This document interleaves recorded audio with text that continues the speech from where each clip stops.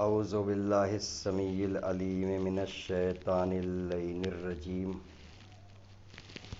بسم اللہ الرحمن الرحیم الحمد للہ رب العالمین بارئ الخلائق اجمعین موجد الاولین والآخرین والحمد للہ الذی جعلنا من الباقین علی مصاب سید الشہداء والصدیقین والصلاة والسلام علی سید الانبیاء والمرسلین شفیع المذنبین رحمت للعالمین محبوب رب المشرقین و رب المغربین جد الحسن والحسین مولانا و مولا الثقلین ابی القاسم محمد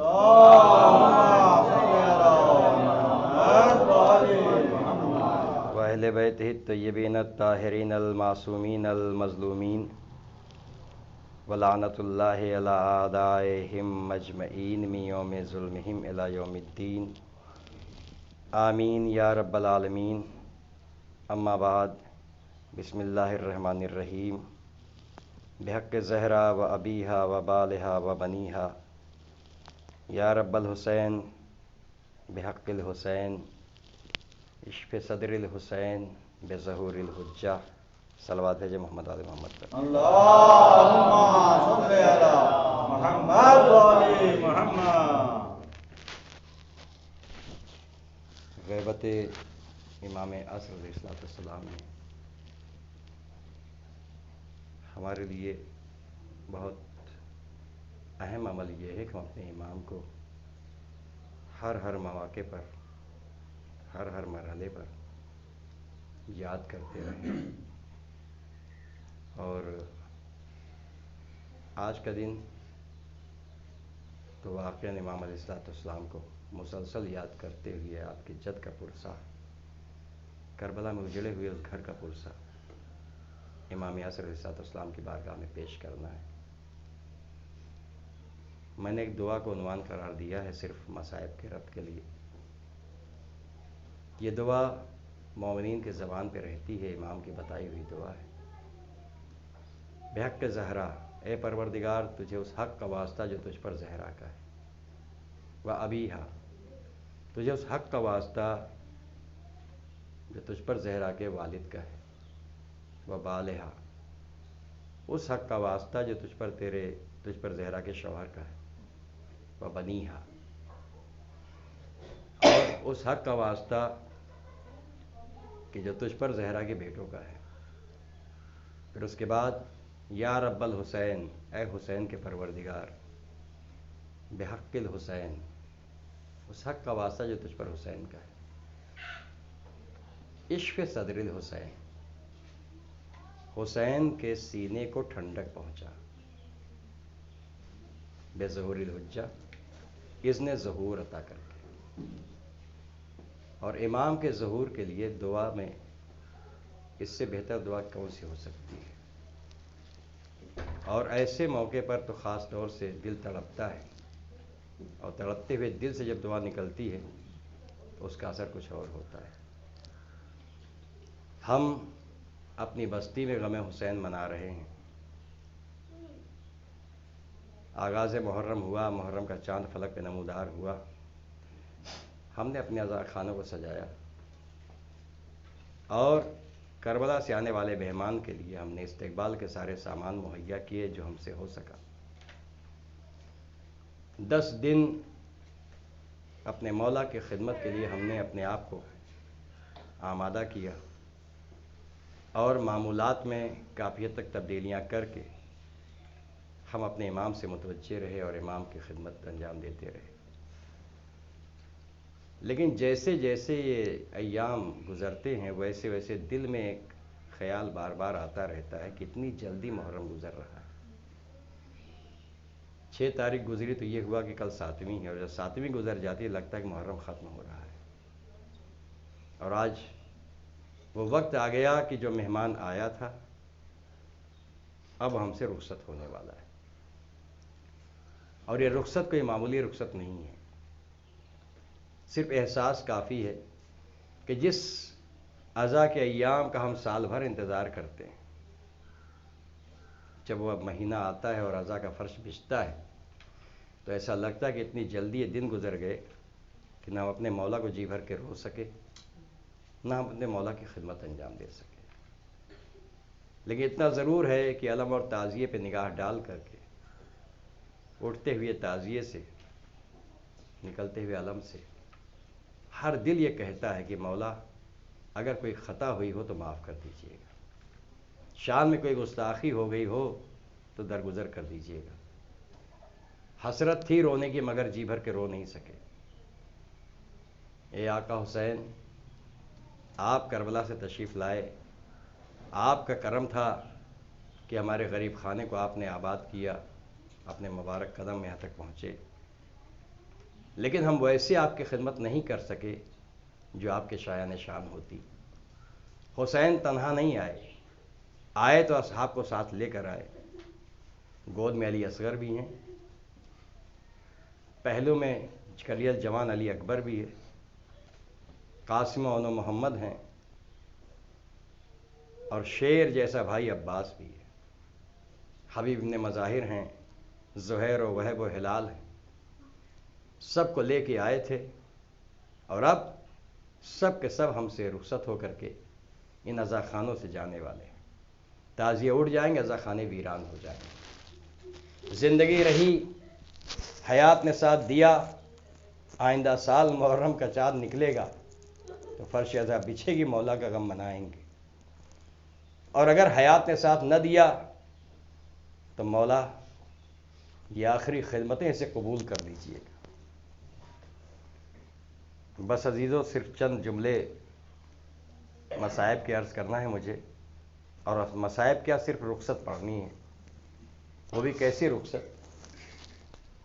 کہ آج ہمارے ہندوستان میں بہت سارے علاقے جہاں کے تعزیے رکھے جاتے ہیں، تعزیوں کے اٹھانے کے دستور ہمیں جدا جدا نظر آئے، الگ الگ نظر آئے، مگر ایک دستور تعزیہ اٹھانے کا جو ہے اس کا تعلق، اس کا ربط کربلا سے ملتا ہے۔ وہ یہ ہوتا ہے کہ جب عاشور کی صبح نمودار ہوتی ہے تو مرد بھلے ادھر ادھر کسی کام میں مصروف ہو جائیں، مگر عورتیں، ہر گھر کی عورتیں حسین کے تعزیے کے پاس عزا خانے میں جمع ہو کے گریہ اور بکا کرتی ہیں، ماتم کرتی ہیں، اور ماتم کرتے کرتے مرد حضرات گھر کے باہر بیٹھتے ہیں، عورتیں گھر میں ماتم کرتی ہیں، اور وہ وقت آتا ہے کہ ہائے حسین الوداع کی صدا بلند کرتے ہوئے یہ عورتیں تعزیہ لے کر کے گھر کی دہلیز ٹکاتی ہیں، اور مرد حضرات وہاں سے تعزیہ اپنے ہاتھوں میں لے کے جب جانے لگتے ہیں تو تعزیے کو دیکھ کے ہر عورت طلب کی آواز دیتی، حسین الوداع، حسین الوداع۔ یہ کون سی چیز ہے، یہ کون سا طریقہ کہاں سے ملا؟ یہ جب تلاش کرتے ہیں تو کربلا کے میدان میں ہمیں یہ نظر آتا ہے کہ جیسے کربلا میں حسین کی بہنوں نے رخصت کیا تھا، یہ وہی انداز ہے جو تعزیہ رخصت کیا جاتا ہے، اس لیے کہ حسین نے صبح سے لاشیں اٹھائیں، گود کے پالوں کے لاشیں اٹھا اٹھا کر کے لے آئے، عباس کا علم دریا سے لے آئے، اور آخری مرحلے پر 6 مہینے کے بچے کو اپنی گود میں لے کے میدان میں آئے۔ حرملہ کا تیر چلا، علی اصغر شہید ہو گئے۔ آج آپ نے عاشورے کا عمل کیا، ہر سال کرتے ہیں۔ عمل میں یہ طریقہ ہوتا ہے کہ ابتدائی عمل میں جب آپ آگے بڑھتے پیچھے ہٹتے، زبان پہ کلمہ ہوتا ہے انا للہ و انا الیہ راجعون، رضا بقضائہ و تسلیما لامرہ۔ جب یہ کہتے ہوئے آگے بڑھتے، دل ایک تڑپتا ہے اس احساس کے ساتھ کہ ہم جب آگے پیچھے چل رہے ہیں تو ہمارے ہاتھ خالی ہیں، مگر کربلا کے میدان میں حسین جب آگے بڑھ رہے تھے تو گود میں ہاتھوں میں 6 مہینے کے بچے کا لاشا تھا، کبھی آگے بڑھتے تھے کبھی پیچھے ہٹ جاتے تھے۔ انا للہ و انا الیہ راجعون، رضا بقضائہ و تسلیما لامرہ، یہ کلمات حسین کی زبان پہ جاری تھے۔ اور کربلا کے ایسے ماحول میں جہاں حسین صبح سے قربانیوں پہ قربانیاں دیتے چلے آ رہے تھے، ساری قربانیاں دے دی، حبیب جیسا دوست چلا گیا، حر جیسا مہمان چلا گیا، وہب جیسا آنے والا ساتھی چلا گیا، زہیر و سعید جیسے جانثار چلے گئے، ان کے بعد گود کے پالوں کی باری آئی، زینب کے لاڈلوں کا لاشا اٹھا لیا حسین نے، قاسم کی پامال میت اٹھا کر کے لے آئے، عباس کے غم نے کمر توڑی، علی اکبر کے غم نے آنکھوں کا نور لے لیا، یہ سب تھا مگر میرے مولا نے کہیں بھی شیعوں کو مخاطب نہیں کیا تھا۔ لیکن جب 6 مہینے کے بچے کا لاشا ہاتھ میں تھا تو امام نے آواز دی، شیعتی ما ان شربتم ما عذبن فذکرونی او سمیتم بے غریبن او شہیدن فندبونی لیتکم فی یوم عاشوراء جمیعا تنظرونی کیفال تسکیل طفلی فابوا یرحمونی۔ اے میرے چاہنے والوں، جب ٹھنڈا پانی پینا میری پیاس کو یاد کر لینا، اور جب سنو کوئی قریب الوطن مر گیا ہے تو ہماری غربت پہ رو لینا۔ اس کے بعد امام فرماتے ہیں، اے میرے چاہنے والوں، کاش تم کربلا میں ہوتے تو دیکھتے میں نے اپنے 6 مہینے کے بچے کے لیے دشمنوں سے پانی مانگا تھا، مگر دشمنوں نے پانی کے بجائے تیرے ستم چلایا، میرا پیاسا بچہ شہید ہو گیا۔ ہاں عزادارو، کربلا سے حسین نے ہمیں مخاطب کیا تھا۔ اور دوسرا مرحلہ، جب حسین رخصت ہو کے چلنے لگے تھے تو سید سجاد سے یہ کہا تھا، اے بیٹا سجاد، جب قید شام سے چھوٹ کے وطن جانا تو میرے چاہنے والوں کو سلام کہہ دینا۔